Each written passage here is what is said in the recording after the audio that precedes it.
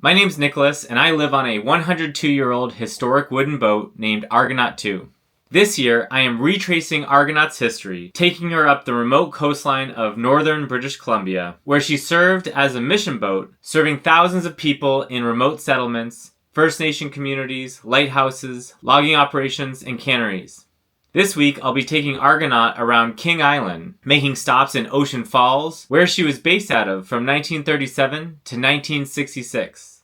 I'll also visit Bella Coola, which is a First Nation community along a glacier-fed river in the heart of these beautiful granite mountains. I pick up this journey from where I was last week in Bella Bella. Another sunrise start this morning in Bella Bella, and now I'm off to Ocean Falls, back on the history tour of this boat, and really cool to continue meeting people and talking with people who remember this boat from their childhood. This week I'll be making it around Kings Island before I pick up even more friends and start my journey south.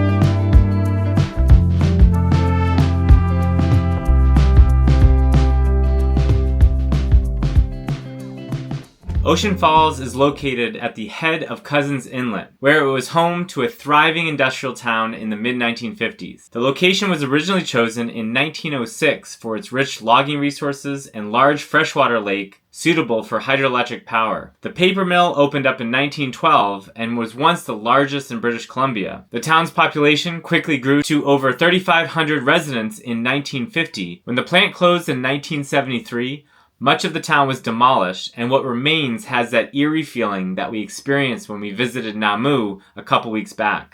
Currently, there are only about 70 residents living in Ocean Falls and nearby Martin Valley. The power plant remains active. It does provide electricity to Bella Bella and Shearwater, as well as some cryptocurrency mining operations that utilize some of the excess power.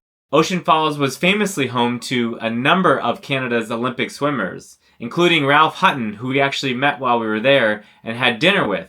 Ralph was a silver medalist in the 400-meter freestyle and represented Canada in the 1964, 68, and 72 Olympics. Argonaut was based here for more than 30 years, where the minister and his wife lived in nearby Martin Valley, and they would rotate 10 days on, 4 days off, running over 50 ports of calls all the way from Low Inlet in the north down to Smith Inlet in the south, just north of Cape Codville.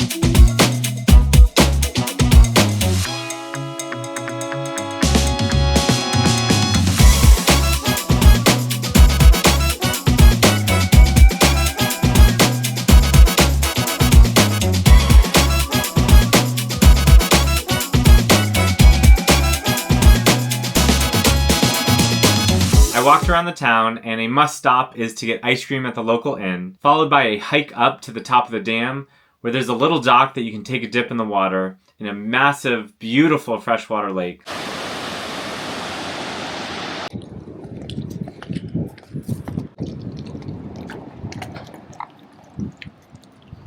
This is one of the better lake dips so far. Check out these views. We explored some of the ruins and abandoned buildings, and then later had dinner with Les and Tony, who are the owners and operators of the local inn.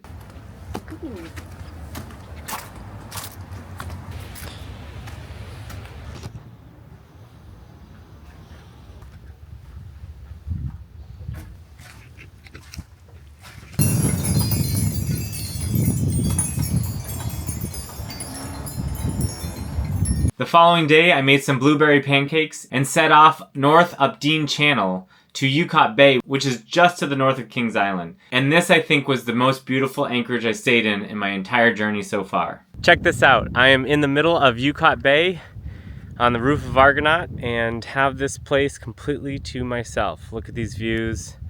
There's some hot springs just over my shoulder here that I'm gonna go check out.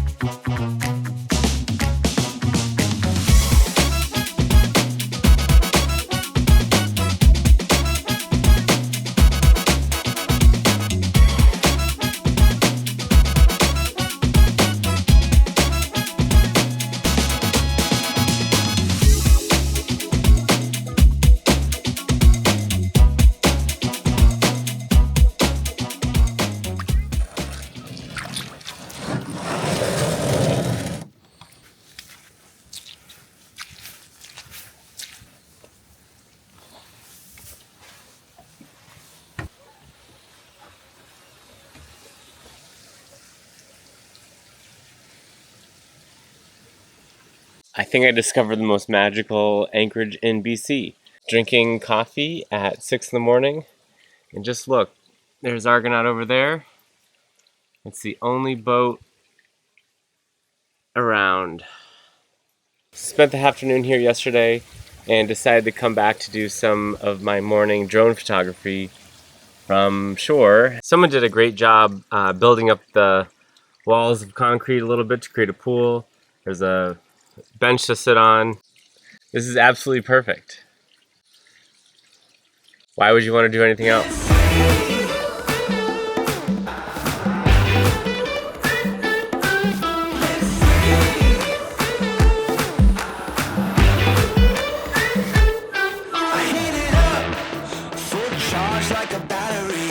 Electricity, can't get enough. Feel the wind blowing full speed. Come on and follow me. I'm doing what I want when I want to. I'm doing what I want. Live free, go and take it to the top. Live free, oh the party never stops. We do it better. Light as a feather, I'm telling you the only way to be. Live free.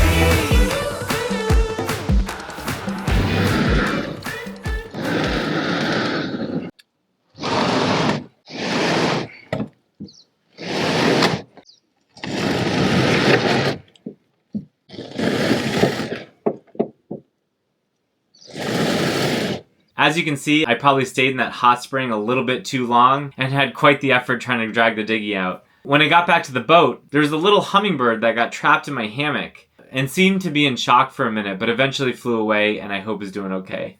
It is a still morning, and after a nice hot spring soak, I am underway, headed towards Bella Coola. Perfectly flat water, although I expect once the clouds burn off for that sea breeze to kick in, and it gets pretty windy here. I'm in Dean Channel right now, making a clockwise circumnavigation around Kings Island. I'm about 50 yards to shore right now and in nearly 1,500 feet of water. All these inlets, they go straight down, and it's, you know, up to 2,000 feet deep in here, and 8,000 foot peaks along the edges.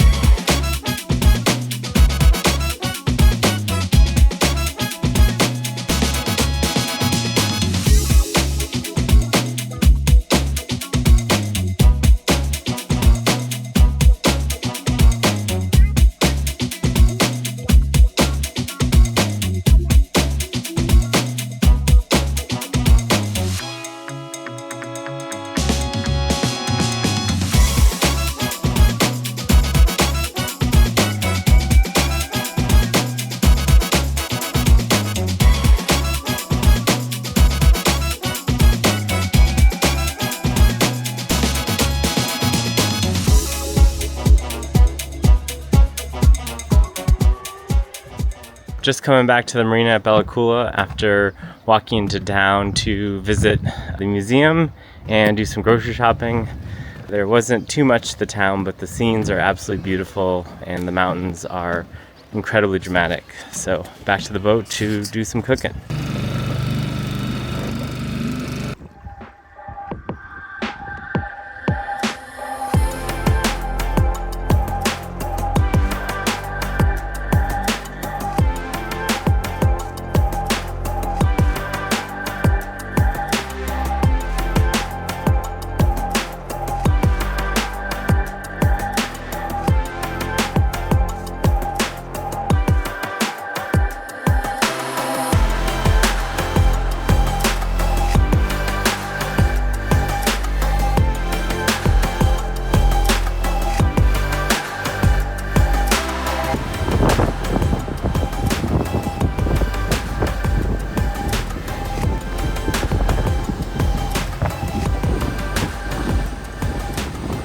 Found this lovely little anchorage in Cathedral Point on the way back from Bella Coola in the Burke Channel. I've noticed over the past few months that I've had quite a bit of rust coming through where the anchor is, so I'll be cleaning out the rust with a wire brush and putting some rust primer or rust remover on there, letting it soak overnight, and then we'll paint it up tomorrow evening.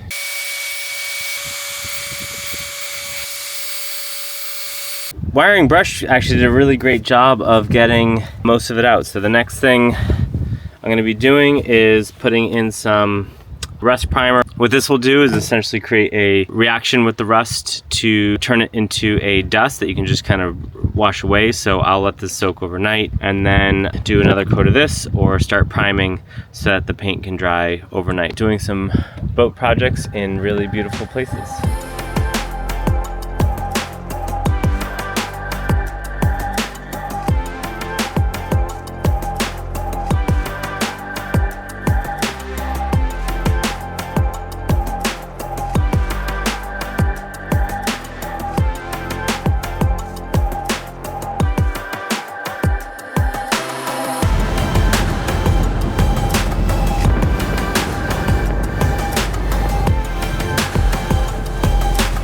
Sitting here on the aft deck of Argonaut, underway southbound in the Burke Channel, after waking up to a pretty chilly morning with a fog layer that just now burned off. Shaping up to be a beautiful day. It'll get warmer shortly.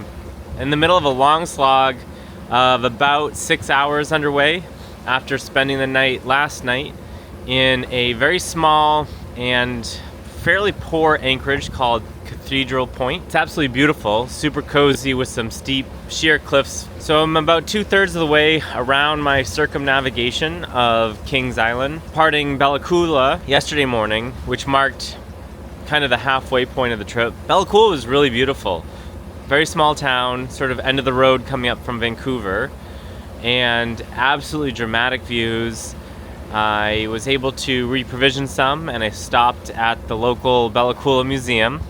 And for the modest price of $2.50 Canadian, you can take a look at some old artifacts and learn about the history, both the First Nation community that predated the fur trade. The following morning was supposed to get up and get going, but we had a visitor that stuck around for almost 2 hours.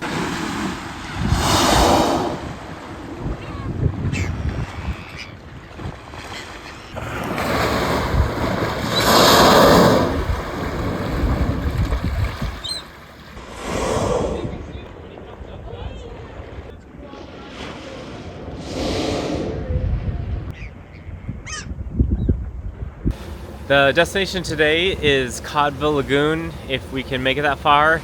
Should be about a 6-hour boat ride, and looks like a pretty well protected, cozy place. It's a provincial park, so maybe you can do some swimming and paddleboarding.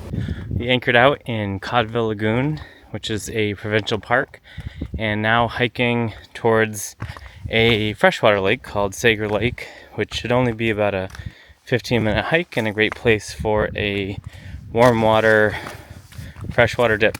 To my surprise, there's a full-on beautiful sandy beach. Check this out.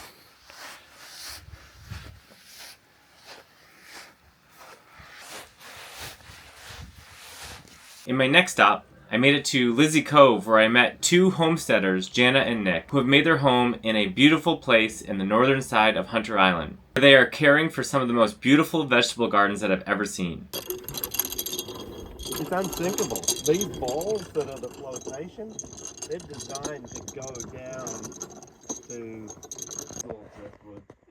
Jana also makes some incredible pottery, which they fire in their home-built wood-fired kiln.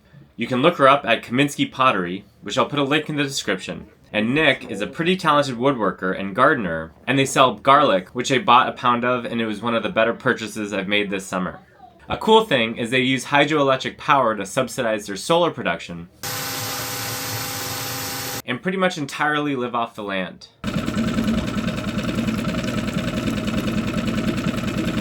Tonight I'm making one of my favorite pasta dishes, which is a Calabrian chili cream sauce. These peppers are the best spice flavor that you can put in an Italian dish. And to make this meal stand out, I have this beautiful garlic. Look at the size of these cloves. They're absolutely delicious. Let's cook a heck of a meal. First is some semolina flours. I like Caputo's. EP flour. I use a 50-50 mix. Salt for taste. One thing about living on a boat is whenever a passing boat goes by or the boat's rocking, your scale suddenly isn't working anymore. So we're gonna have to let this one settle out.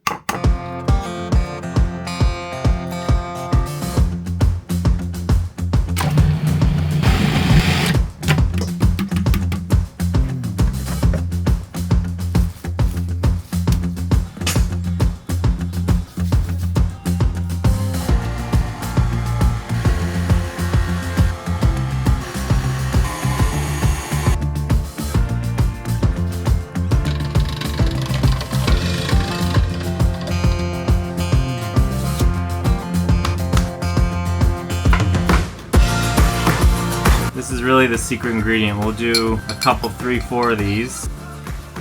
Calabrian chilies, they are not that spicy. They're kind of a sweet heat, and they're offset a bit about the cream that you're putting in the cream sauce. My favorite flavor for a pasta sauce. Start with a little Calabrian oil.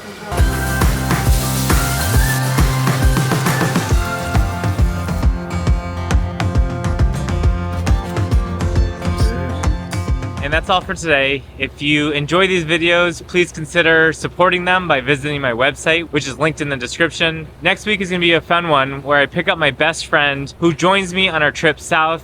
We're gonna go fishing, have some great wildlife encounters, and begin my journey back down to southern Canada, where I'm gonna be attending the Victoria and Port Townsend Wooden Boat Festivals. See you all next time, and thanks for tuning in.